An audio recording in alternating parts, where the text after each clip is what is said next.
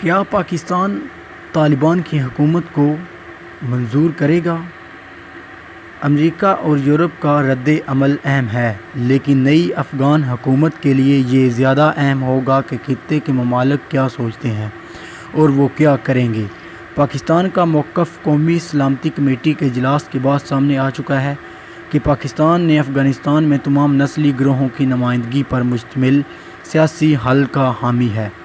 پاکستان کا موقف بتاتا ہے کہ طالبان اور 3 رکنی کونسل کے منصوبے پر اسلام آباد کو کوئی اعتراض نہیں، بلکہ شاید اسلام آباد ان مذاکرات میں مددگار کی حیثیت بھی رکھتا ہوگا، کیونکہ پاکستان مسئلے کے تمام فریقین کے ساتھ رابطے میں تھا اور اسلام آباد میں اس حوالے سے کئی اہم رہنما ملاقاتیں بھی کرتے رہے ہیں۔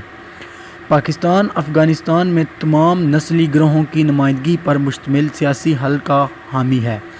چین، روس اور ایران کے لیے افغانستان میں طالبان کو دوبارہ ابھرنا ایک بڑا مسئلہ ہو سکتا ہے، لیکن ان تینوں ملکوں نے پیش بندی کر رکھی تھی۔ ایرانی اور روس نے ماضی کے برعکس پالیسی اپنائی تھی۔ ماضی میں یہ دونوں ملک طالبان مخالف قوت شمالی اتحاد کو مدد دیتے رہے تھے، لیکن اس بار ان دونوں ملکوں نے طویل مدت سے طالبان کے ساتھ روابط بنا لیے تھے۔